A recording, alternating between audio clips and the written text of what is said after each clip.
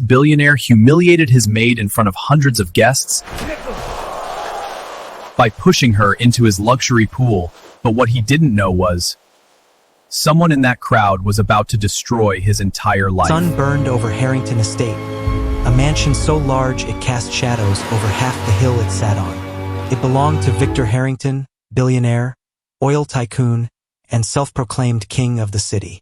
But behind his perfect suits and forced smile lived a man who believed the world existed to serve him, and that included the newest maid, Amara, a quiet woman with soft eyes and a spirit that refused to break. She had been working at the estate for only 2 weeks, but already she had seen enough cruelty to last a lifetime. The mansion was famous for one thing, the piranha pool, a massive glass tank built beside the outdoor bar. Victor liked to show it off like a trophy. Imported from the Amazon, he would boast. Keeps people obedient. Most laughed, thinking it was just another dramatic billionaire toy. Amara never laughed. She had seen the hungry shadows swirl beneath the water. She had heard the faint snaps of small jaws. She had smelled the raw meat Victor tossed in during parties, just to entertain the rich who clapped for violence. The pool terrified her, and Victor knew it.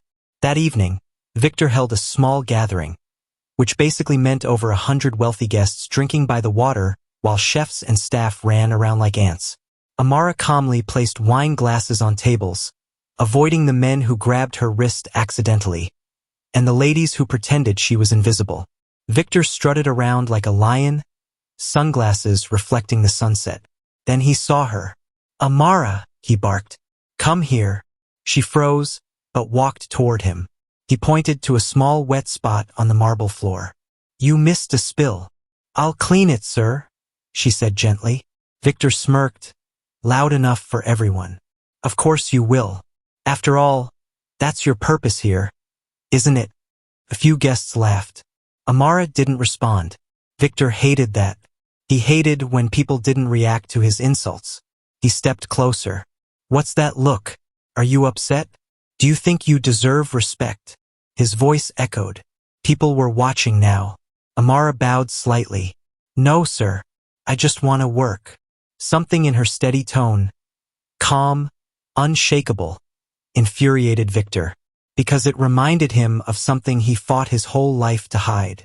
His own fear of people stronger than him. "Come here," he whispered darkly. She followed him slowly toward the piranha pool. Victor stopped inches from the glass tank. The water shimmered ominously, movement flickering beneath the surface like phantoms.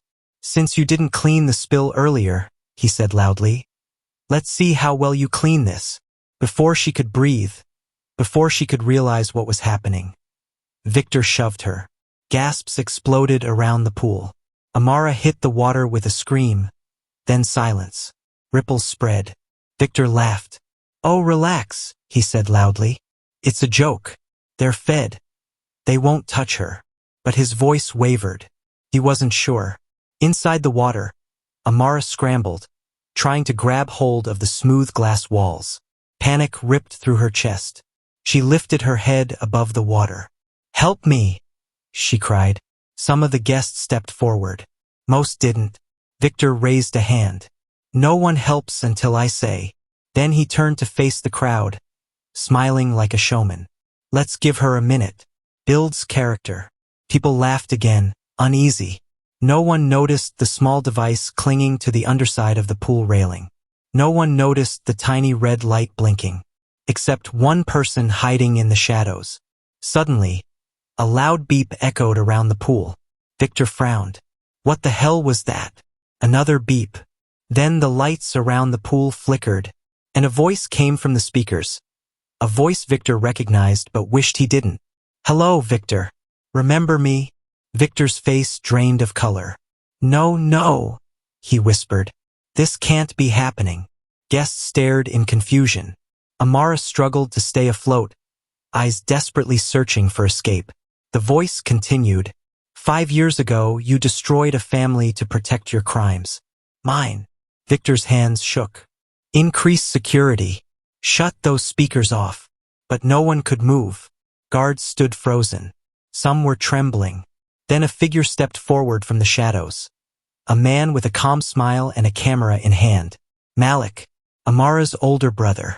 Victor nearly choked. I thought you left the country. Malik laughed softly. You thought wrong. I've been watching, waiting. Victor pointed at him angrily. What do you want? Money? A deal? Say it. Malik stepped closer to the glass edge. I want the truth. I want the world to see what you really are. He raised the small remote in his hand. The piranha pool lights turned bright blue, revealing nothing inside. No movement. No fish. Gasps erupted. There are no piranhas? A guest whispered. Malik nodded. Not anymore. They were removed 2 days ago. Victor blinked. What? You think no one noticed you scheduling a tank cleaning? Malik said. I simply finished the job myself. Victor looked at Amara, still treading water in panic, unaware it was safe. You planned this, he murmured. Malik's eyes hardened. You humiliate people for fun. You terrorize your workers. You destroyed my mother's life. Now the world will finally see who Victor Harrington really is. He held up the camera, showing a live broadcast window. Victor's heart plummeted. Millions of people were watching. Victor snapped. He lunged toward Malik, but his foot slipped on the wet marble. The billionaire crashed against the glass edge of the pool. With a scream, he toppled forward and fell into the water. The pool echoed with shouts. Victor surfaced, thrashing wildly.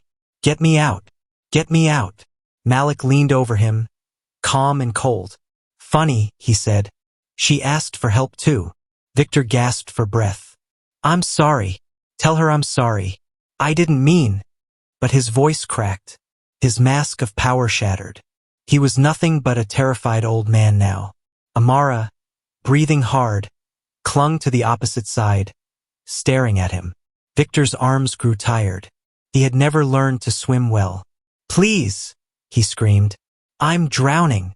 Malik finally looked at his sister. Amara, do you want to help him? She stared at Victor for a long, heavy moment. Then she said in a trembling voice, I won't let him die, but I will let him feel what fear tastes like. She swam across the pool, not fast, not desperate. Calm, controlled. She reached Victor, who grabbed her shoulders in terror. Help me, please.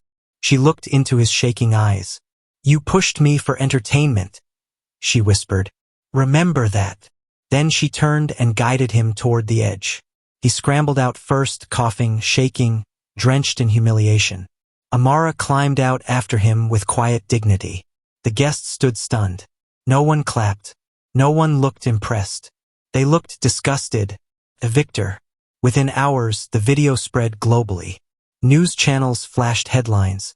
Billionaire humiliates maid. Gets exposed live. Employees across the city came forward with stories. Investors panicked. Sponsors withdrew. Shares plummeted. The empire Victor built through fear collapsed in less than a week. Malik released a final statement. Power built on cruelty never lasts. 2 months later, Amara stood beside Malik outside a newly purchased building. A community housing center bought using donations from millions who supported them. On the wall, a small sign read, Helping those who suffered under the powerful. Amara smiled softly.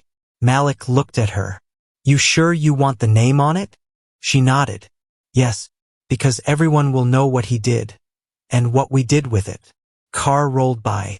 Inside, a thin, lonely man looked out the window. Victor Harrington. He lived quietly now. Broke. Forgotten. Forced to face the one thing he always tried to run from. Himself.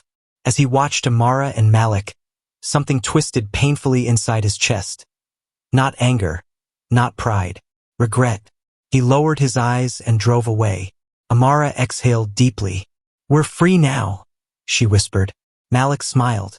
No, we're stronger. The sun set behind them, turning the sky gold.